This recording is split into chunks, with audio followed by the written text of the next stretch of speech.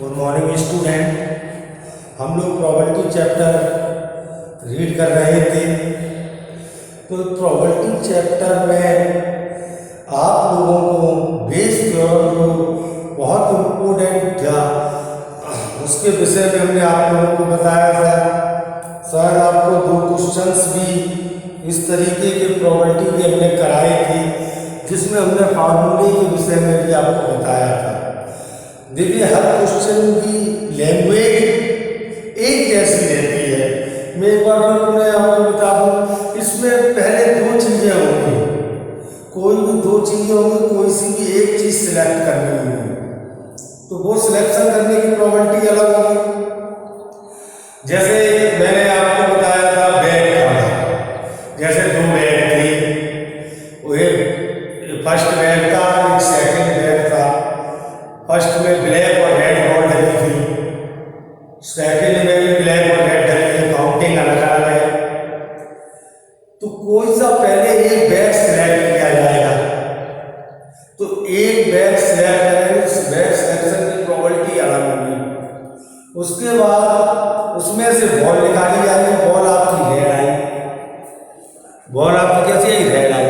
तो ये कहते हैं प्रोबेबिलिटी निकालो फर्स्ट बैग की या प्रोबेबिलिटी निकालो कि वो सेकंड बैग की हो।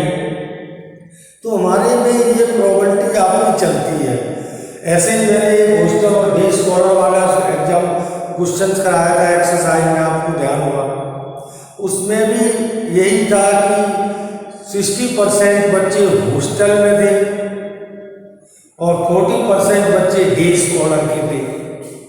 ठीक, रिजल्ट आया ए ग्रेड स्टूडेंट, जो 30% स्टूडेंट थे जिन्हें ए ग्रेड मिला था वो हॉस्टल के थे, और 20% बच्चे जिनको ए ग्रेड मिला है वो आपके बच्चे जो थे डे स्कॉलर के थे।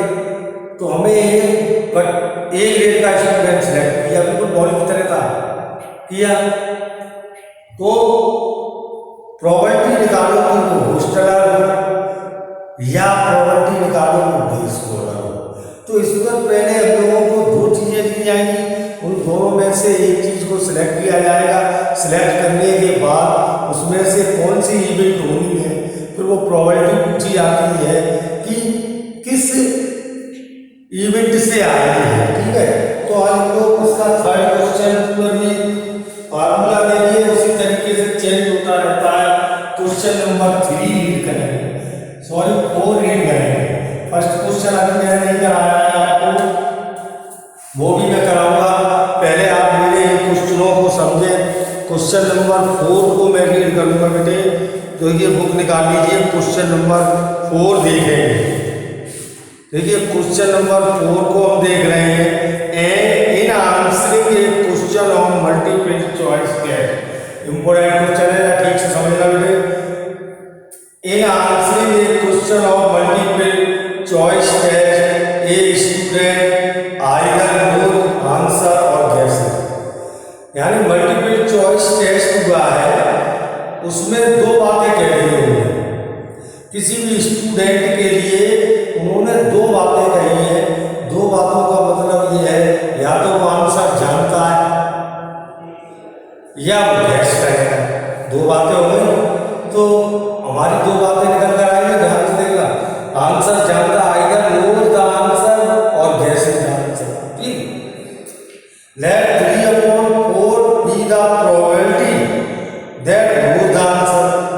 अगर वो आंसर जानता है तो उसकी प्रोबेबिलिटी क्या है, 3/4, and 1/4 B the probability of gases. अगर वो गैस करता है तो उसकी प्रोबेबिलिटी देगा। यानी 2 इवेंट है इसमें, यानी जानता है और गैसेस करता है। ठीक, तो हम लोगों ने तुरंत इस बात को लेट कर दिया, लेट। तो हमारा हमने लेट किया, let E1 is equal to event of a student, E1 is equal to event of a student knows the answer. Event of a student, event of a student knows the answer, knows the answer.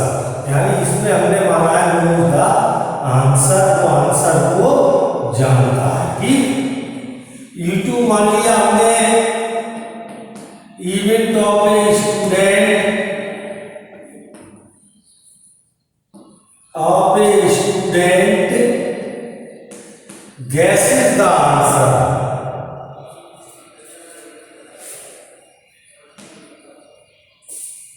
guesses the answer, यानी इसमें ये gas रहेगा। ठीक है बेटे, यानी कि दो इवेंट आपके निकल के आए हैं जिन्हें हम इवेंट मानते थे। कहने का मतलब ये कह सकते हैं लोग कि एक इवेंट हो गई knows the answer, event a student guesses the answer. इन दोनों में से प्रोबेबिलिटी पूछी जाएगी, देख लीजिए लास्ट में चेक कर लीजिए आपको। ठीक है बेटे,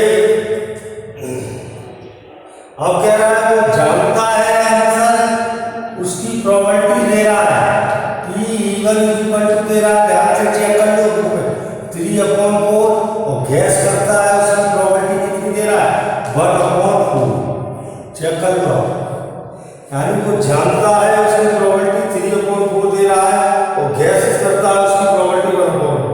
assuming that a student who guesses at the answer will correct, यानी वो गैसेस करेगा और आंसर करेक्ट हो जाएगा तो प्रोबेबिलिटी 1/4 है। तो इसमें ये जो इवेंट हमने ऐड की है A equal to event of correct answer, event of correct answer, यानी कि करेक्ट आंसर। ठीक है, ये तो देखिए पहले केस में आंसर करेक्ट हो, केस पहला हो, आंसर करेक्ट हो और केस पहला हो तो आपका क्या कह रहा है। अब एक बात बताइए, यानी इसमें कौन सा आंसर जानता।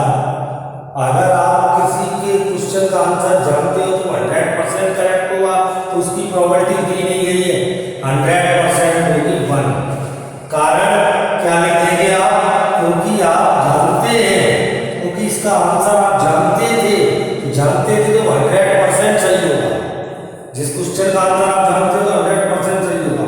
अब ये करेक्ट जाए और आपको गैस कर रहे हैं, तो जब आप गैस कर रहे हैं और आंसर जानते हैं तो इसकी प्रोबेबिलिटी इन्होंने 1/4 दे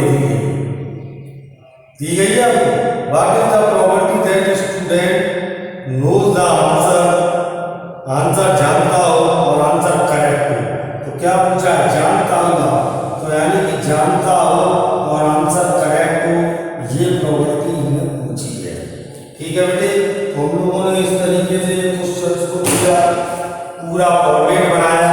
फॉर्मेट बनाने के बाद हमने इस क्वेश्चन को चेक किया। ठीक, समझ गया। तो हमें P1 अपॉन A बताना है कि वो पहले केस से हो करेक्ट। ठीक, तो हमने P1 अपॉन A फार्मूला आप करेंगे, मैंने बताया जैसा आपका काम होगा उसी तरीके से P1 अपॉन A। तो जो प्रोबेबिलिटी यहाँ दी जाती है उनकी प्रोबेबिलिटी ऊपर आएगी P A/E1।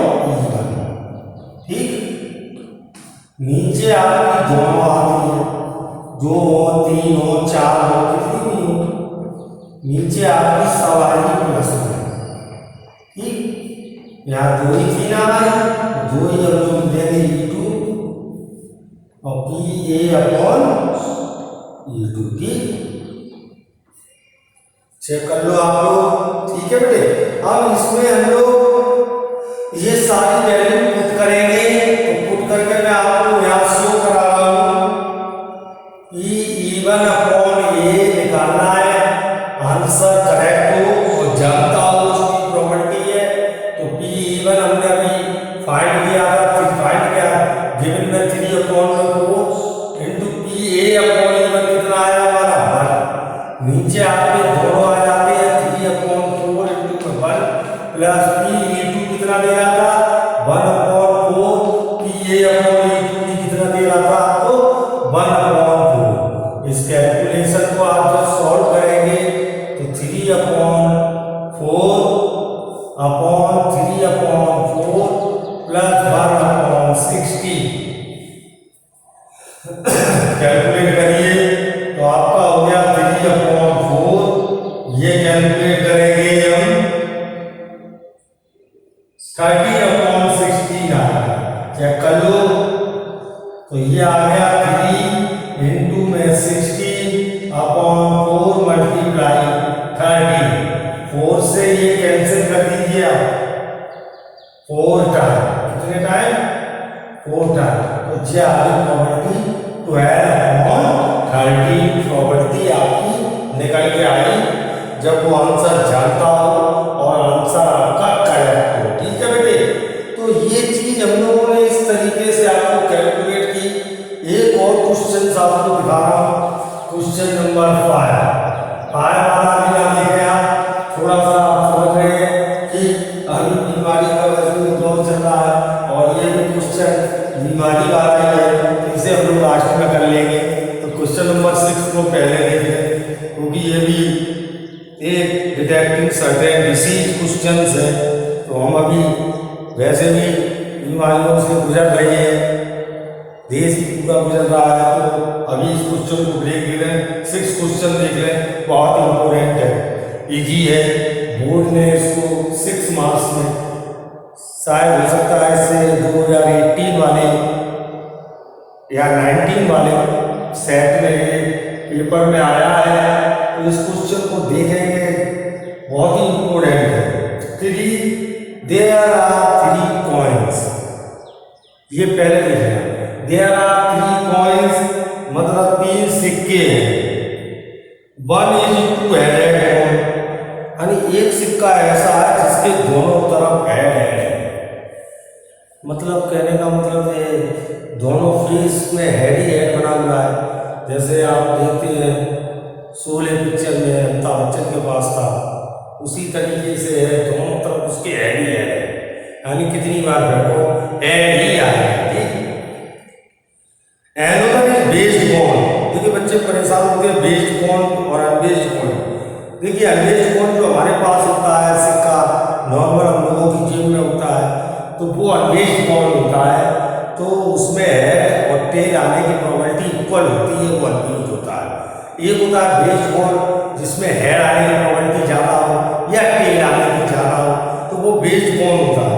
तो दूसरा जो है आपका बेस्ड कॉइन है जिसमें 75% हेड आ सकता है। देखिए 75% हेड आएगा तो टेल कितने आएगा? 25%। Third is unbiased coin. Third जो कहा गया है वो अनबेस्ड कॉइन है। थर्ड जो आपका कहा गया है वो कैसा है? अनबेस्ड कॉइन है, यानी वो उसमें हेड आने की प्रोबेबिलिटी 1/2, टेल आने की प्रोबेबिलिटी भी 1/2। 1 ऑफ 3 कॉइन्स आर चूज़न। 3 सिक्कों में से एक सिक्का कौन सा लेना है? अब पता नहीं हमारे हाथ में कौन सा आ गया। 3 सिक्के, ये भी आ सकता है, वो भी आ सकता है और वो भी आ सकता है। 3 सिक्के, तो हमारे 3 इवेंट हो गए। तो हमने तुरंत नोट कर दिया event of first coin. Event of first, पहला वाला लिया फर्स्ट कॉइन। फर्स्ट कॉइन का मतलब 2 हेडेड है। E2 is equal to biased coin. Event of second coin, यानी सेकंड वाला लिया, यानी biased coin. E3 is equal to, आप ले सकते हैं event of third coin, unbiased वाला। अब 3 में से एक कॉइन आया, चेक कर लेना बेटे। इन 3 सिक्कों में से एक सिक्का हमें सिलेक्ट करना है और उसको थ्रो करना है, और प्रोबेबिलिटी उसमें हेड की कहा गया है, हेड आना चाहिए। देखते बेटे, तो देखिए पहले हम सिक्का सिलेक्ट करेंगे। ये भी आ सकता है, ये भी आ सकता है, ये भी आ सकता है, यानी 3 कॉइन्स है। तो तीनों की प्रोबेबिलिटी में इक्वल होगी 1/3, 1/3, 1/3, यानी कि P1 हो गया 1/3। सिक्के तो 3 है ना, तो टोटल हो गई P2 में हमारा कितना होगा? 1/3, और P3 भी कितना कितना होगा 1/3। ठीक है बेटे, तो P1 P2 और P3 दोनों की तीनों प्रोबेबिलिटी सेम होगी, कोई भी सिक्का आ सकता है। और दूसरे हम मान ले रहे हैं, ये मानेंगे ना, उसमें कहा है तीनों सिक्कों से है रहा है, कोई भी एक सिक्का लेकर है रहा है, तो इवेंट हम मान ले रहे हैं इवेंट ऑफ कॉइन सोज है, इवेंट ऑफ कॉइन सोज है, यानी है सोज है। अब देखो पहले केस में देखना है रहा है, कितने चांसेस हैं चेक करो। पहला सिक्का कैसा था, पहला सिक्का आपका टू हेड है, दोनों तरफ हेड ही हेड था, 20 बार बैठना हेड ही आएगा, यानी उसके आने की प्रोबेबिलिटी क्या होगी 100%। दूसरा आपका बेस कॉइन था, चेक करो, दूसरा आपका क्या था बेस कॉइन, उसमें हेड कितने परसेंट आ रहा था 75%, यानी ये आ गया आपका 3/4। ओके, तीसरा आपका कैसा सिक्का था, A/3 कैसा था बेटा, तीसरा हमारा अनबेस्ड कॉइन था, तो प्रोबेबिलिटी ऐड आ गई, प्रोबेबिलिटी 1/2 होगी, क्योंकि अनबेस्ड कॉइन कोई बात नहीं सकता। अब इन्होंने क्वेश्चन क्या किया है, क्वेश्चन ये कह रहे हैं प्रोबेबिलिटी निकालो कैसा सिक्का होगा जी बेटा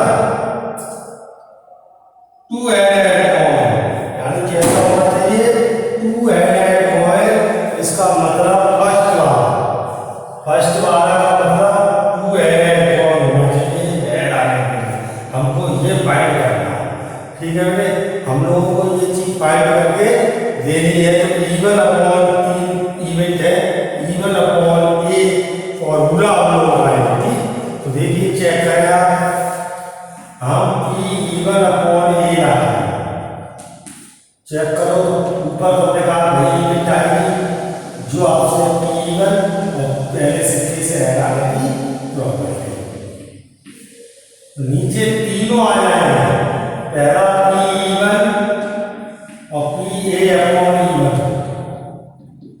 ठीक, दूसरा आपका P2 और PA/E2,